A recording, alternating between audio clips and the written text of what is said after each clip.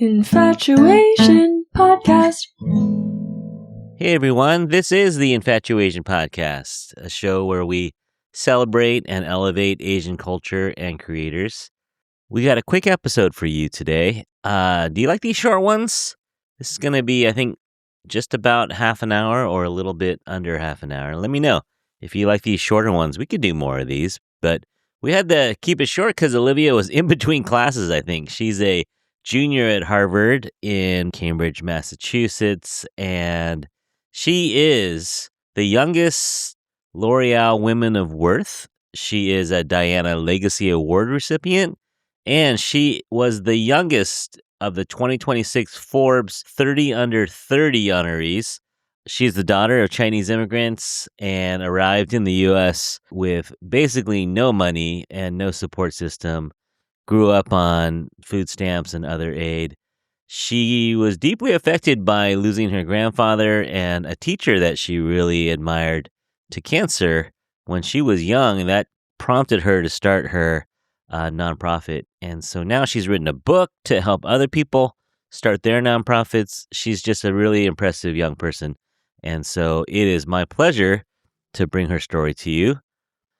Before we do that, thank you for checking out the website. I added something new, though. If you go to the website, infatuasian.com, you'll see a blog. Yeah, I started a blog. It's got one entry so far, but yeah, we're going to keep adding to the website. It's a work in progress. And when I say we, I mean me plus Claude, my web designer. So if you know about AI, that thing's amazing. But anyway, give me feedback on the website. Give me feedback on the blog. So we got more stuff coming on there, so check back once in a while. So that's about it for the updates. Let's get to our episode with Olivia Zhang right after this.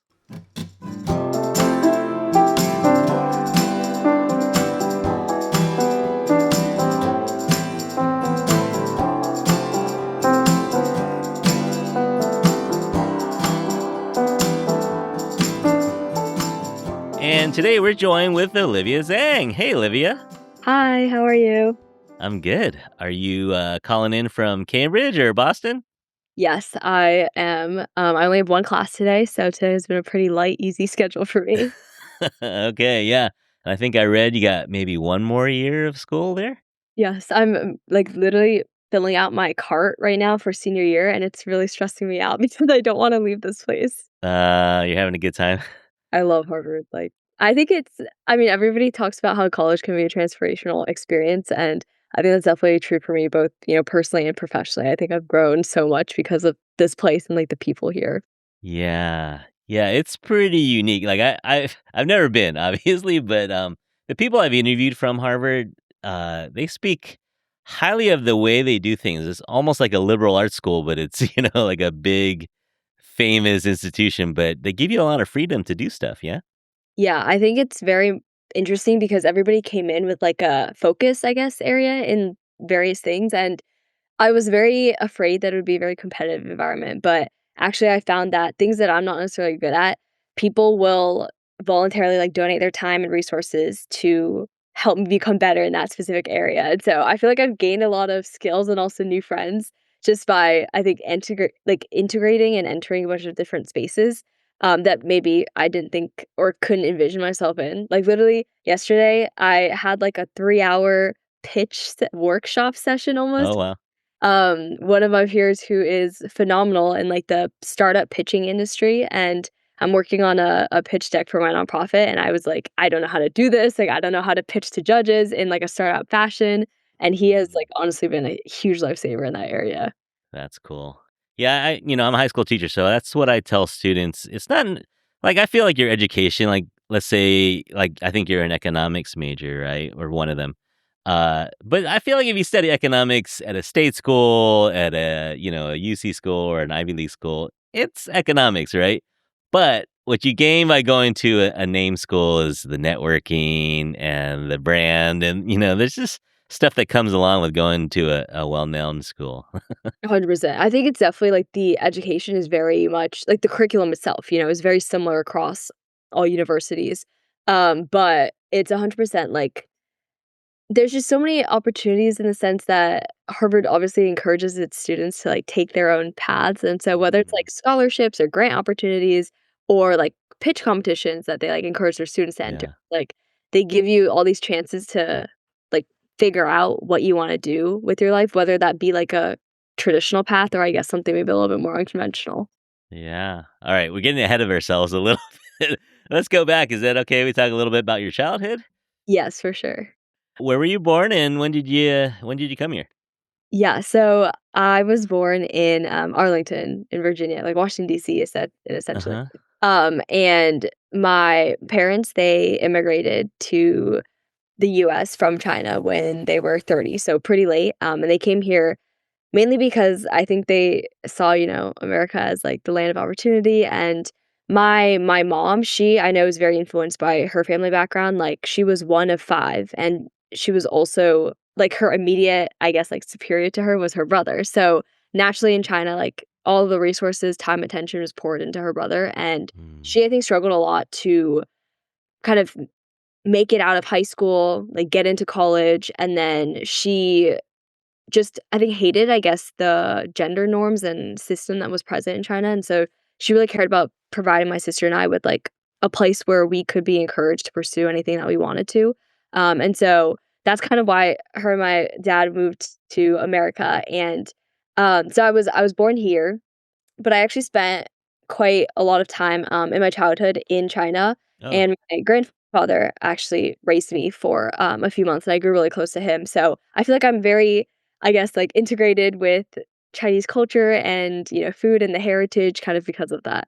yeah. I think that's the way to do it, to be honest. Like, I'm American born and my kids are born here. And I kinda wish we coulda I coulda sent them to China for a few months every summer or something, because I feel like it's just hard for me as American-born to instill the same kind of like what you got from your grandfather, like, that's something that you can't duplicate here in the States, it's just different, yeah. Yeah, and I will say, like, my younger sister, she is a lot more she spent less time in China, and also I think Uh, given technology and social media, she's, like, mm. very, like, immersed in American culture, and she, like, hates Chinese food now. Mm. She doesn't watch any, like, Chinese movies, any shows, and I think it really bothers my parents that she just, like, completely, like, almost lost, her roots. Yeah, that's the cost sometimes, right? Because you're coming to a new country, and it's natural for your sister to wanna be part of this culture here too.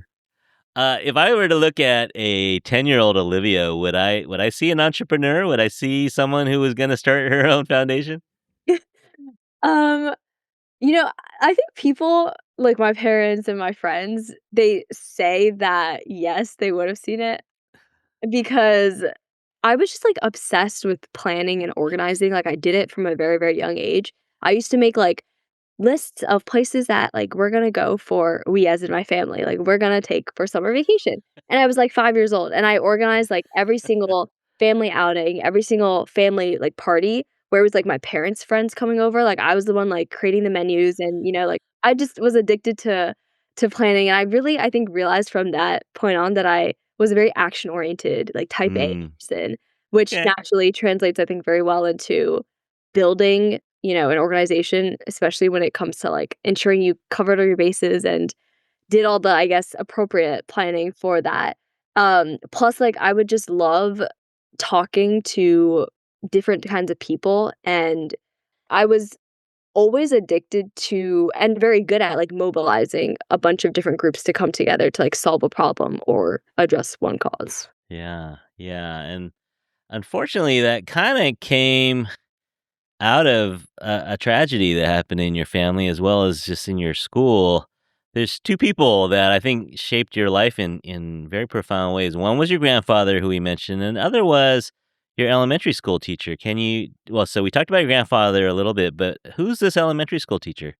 Yeah, so my parents, like, they came here with nothing, and they took on a lot of student loans. We got by on food stamps, to make ends meet, and as a result of that, naturally, they spent a lot of time at their jobs, and my teacher, she would take care of me every day after school, often until 7 p.m., which is obviously not part of her job description, something she didn't need to do, but her and I got really close because of that, and she, like, kind of became that, I guess, pivotal, like, family figure in a sense in my life.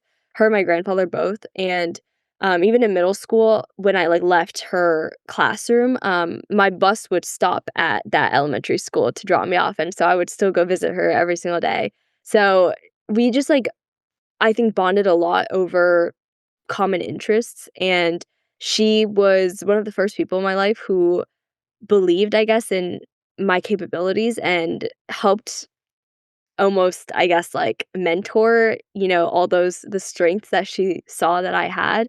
And I feel like at the time, I definitely was not aware of all these things that she was doing, Yeah. but now, like, reflecting back, I can definitely say she was one of, like, the most transformational people in my life, and she was diagnosed with cancer, a few months after my grandfather, and both of them kind of went through, I guess, that process together, and I was often, like, with my grandfather physically, like, in China when he was going through treatment, so seeing that, the toll, cancer took on him was very difficult, and challenging, especially when I was, like, 12, 13 years old, and then I lost them both to cancer, in late elementary school when I was around 13, and they passed away within 2 months of each other, and so it was like I was hit, like, back to back, with, like, the work.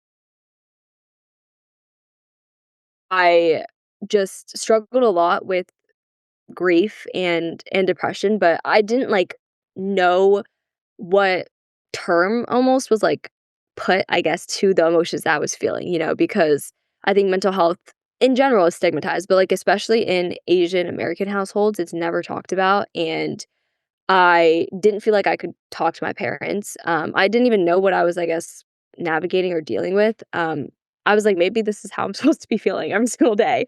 And it was just very hard at that time, I think, to like balance school and get myself, out of bed and like talking to friends and things like that. And kind of like I talked about before, for me, I found like solace in work almost, and so I, like, threw myself into, like, volunteering and fundraising, and eventually that turned into coming up with, like, the idea to start a nonprofit. And so it was really a matter of, like, literally just channeling all my time and energy, like, mental energy, into something that I thought would be productive and give back because I really didn't know how else to, I guess, like, move forward. That's that's powerful. Especially as a teacher, I love hearing that you had a trusted adult that wasn't related to you. So, yeah, that's just great. I think that's also why with, like, the teacher shortage, like, I'm just really I think it's like when you have a good teacher, like that person can genuinely like transform that child's life, and that impact is like so profound in so many ways because I think obviously like a child going through like development um needs adults and people in their life who are going to believe in them, especially if they're going through difficult things at home and like personal challenges. So I honestly really admire what you're doing as a teacher as well. I think that's so important.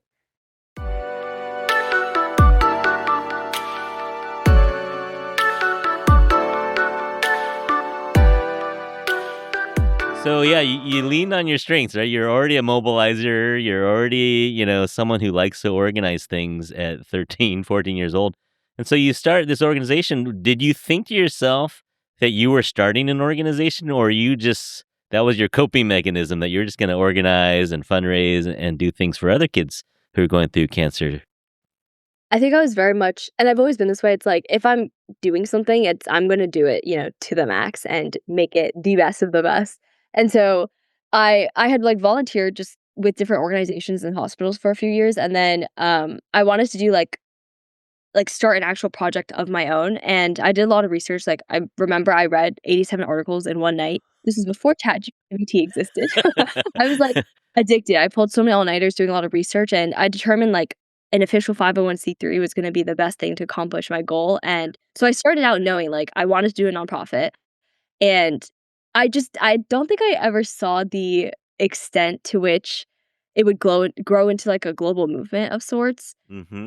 I thought it would be very grassroots. I was obviously very hopeful that, people would support me, but our mission and goal was kind of just, like, to be the, like, Virginia, like, childhood cancer Right. organization. I never thought it could extend outside of my state. Yeah. That's amazing. So, it's called Cancer Kids First, and, you're CEO. Are you still CEO of it? Yes, I am. And so you have adults. You have adults on the board. Yeah. Now, whose idea was it to do that? Did someone come along and say, "You might wanna have some adults on the board?" So, actually part of my research is, like, in order to file to actually become a 501(c)(3), you do need, minimum 3 adults who are not related to each other to serve on the board of directors, and that is kind of, I guess, like, what influenced that decision, but I think, like, I was, at that time, very eager to obviously just get this off the ground and start working on something, and so I didn't put as much thought into, like, who should be on the board, who should be on our leadership team, as much as I do now.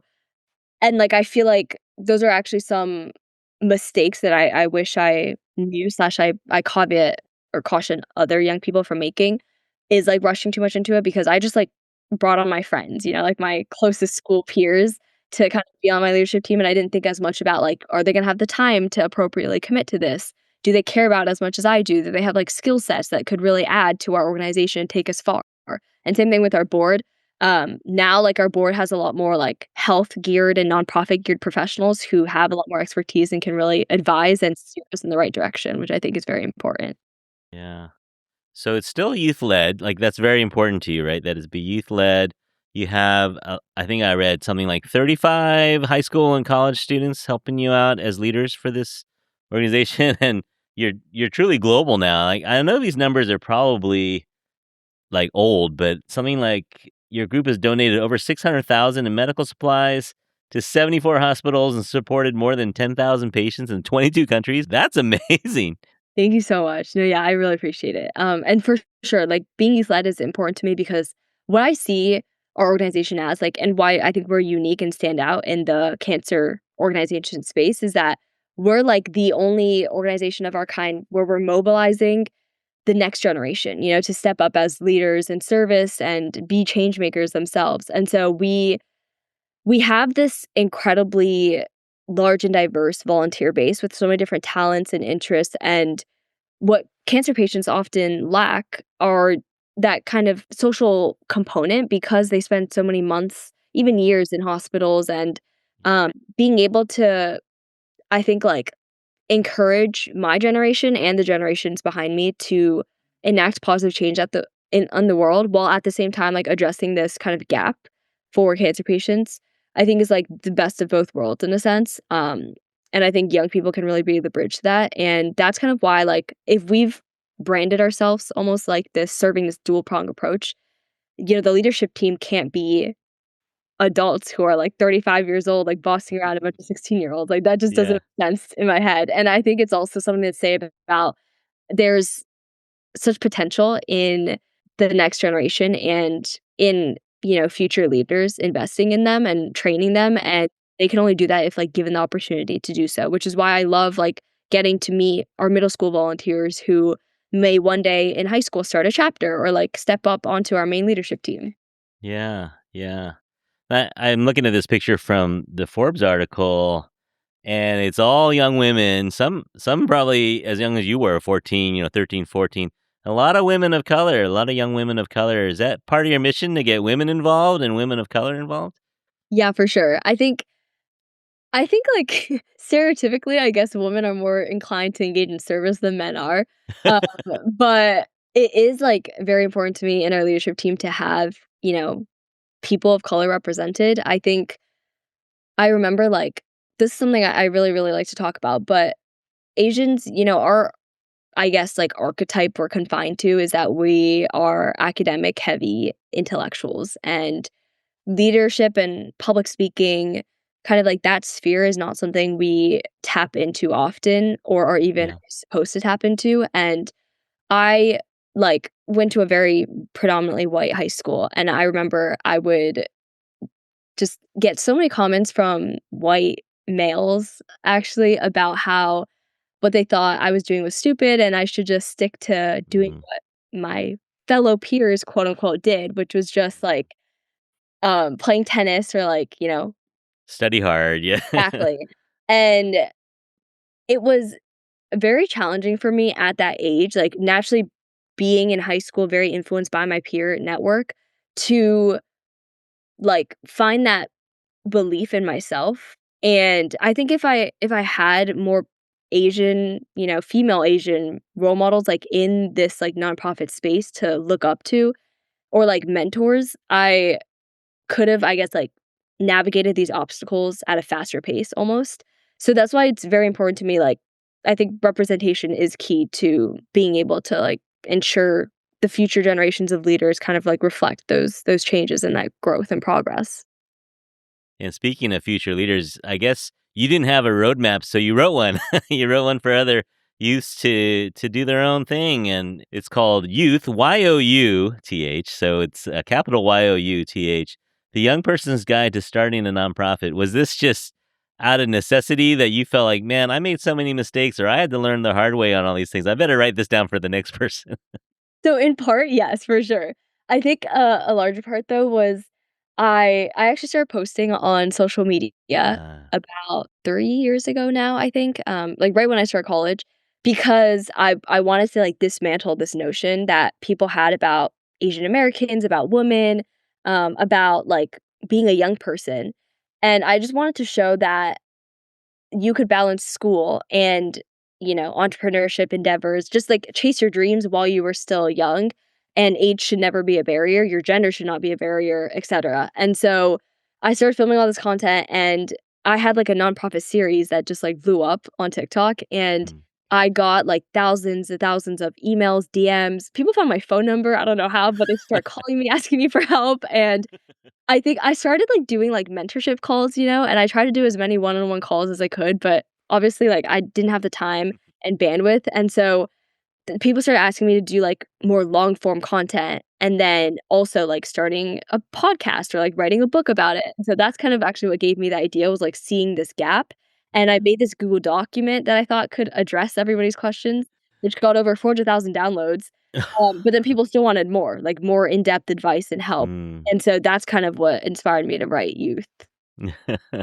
Yeah, no, I can see it because, yeah, there's not a lot of roadmaps for 14-year-olds, starting nonprofits. Like, honestly, I'm 55 and I don't know how to start a nonprofit, so I might have to get the book just to figure out how to do it. And that's great. So have you gotten feedback from other people? Have they started stuff that we might know of a little bit?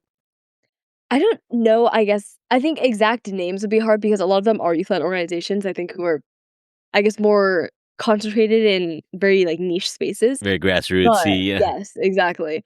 But I my favorite thing is, like, getting to meet young people or, like, reading DMs, on social media where they talk about how they always had, like, a problem that they want to address, this idea that they wanted to start, and not only, like, didn't know how, but they were just so scared to, but watching my content or, like, listening to my advice and my videos has really inspired them to, like, that means so much to me because I think at the end of the day, like, that is my goal, being able to empower, the next generation. Yeah, no, that's great. You're already 30 under 30. You're not even 21 yet. So you got Forbes 30 under 30. What's in the future? You're graduating next year. What's the plan? Oh my god. Who knows?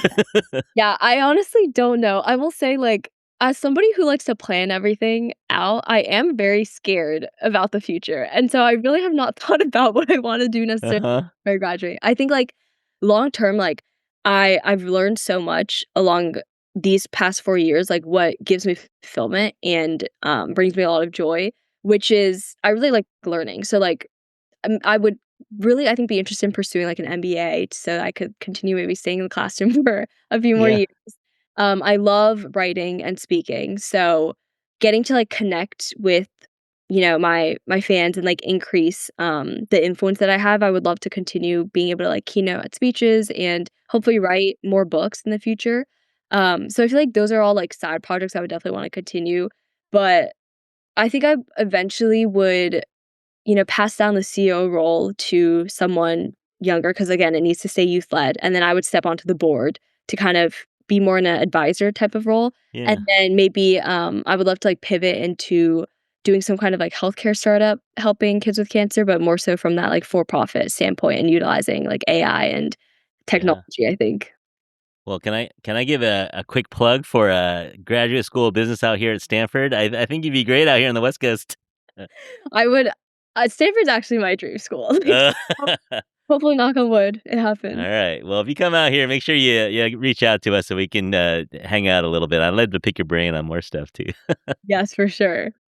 All right. Well, I think we're ready for our signature question, which is we ask our guests who their infatuation is. Infatuation is anyone that you admire from the Asian community. Could be living or deceased. So, Olivia Zhang, who is your infatuation? Definitely Eileen Gu. I'm obsessed with Ah, I think she's just, like speaking of Stanford. exactly, like, I think it's so incredible when I see, like, women out there who are, I guess, like, pioneers in their own field, like, I mean, obviously, she's killing it at her sport, but then Mm, more so than that, she's incredibly smart, like, she's taking on all these roles, like, being a model and, like, pursuing, like, anything that interests her, which I think is, like, so important, and in, like, interviews on social media, she is very confident in herself, like, she never lets any reporters, especially any males, I think, like, denounce her position, yeah. and I think that there's, like, something to be said about how she stands her ground about her worth, and she knows very clearly her values and who she is, and that's something that I really, really strive to be in a sense, so definitely I would say Eileen is a very easy answer for me. She's one of my infatuations too, like super young, so smart, so savvy, well spoken, killer athlete. I mean, so many things. You can go on and on. And San Francisco native. So I'm a fan of Eileen. Great answer with Eileen.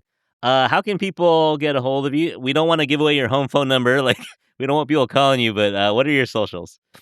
My Instagram is at Olivia Zhang official, and then my TikTok is at Livia Zhang, which is a little bit of a more confusing username. But I also have a website, oliviazhang.net, where I have all my book and speaking and nonprofit work on there. Yeah, no, I love it. I love to keep track of you so I can see what you're up to after school, and love to see you out here on the West Coast. But yeah, whatever you do, I know it's going to be a success, and rooting for you. This is pretty amazing that you've done all this before you're even 21. That's crazy. Thank you. I'm turning 21 in a month actually, and I'm very scared. I don't want to be an adult. No, you know what? Yeah, I think you'll be fine if you can handle all this before 21. You're gonna be great after 21. Thank you so much. Olivia, this has been real fun. Keep in touch, and yeah, I'll let you know when this comes out. I'll tag you and everyone out there. Go get a copy of Youth by Olivia, or go check out her webpage or socials to see more from Olivia Zhang. Thanks so much. Thank you so much for having me. Yeah, keep in touch, and we'll talk soon. Sounds good. Have a great rest of your day. You too. Bye bye. All right, that was Olivia Zhang. Impressive woman, not just young woman, but impressive woman. She started a nonprofit when she was 14. She's a Forbes 30 under 30. She's not even 21 yet. Big things for Olivia for sure. Happy that she was able to come on this podcast. So as we said, I'll drop her social media in the show notes. But for us, you know how to reach us. You can follow us at Infatuasian Podcast on Instagram or Facebook. Always 24 hours a day. You can email us at infatuasianpodcast@gmail.com.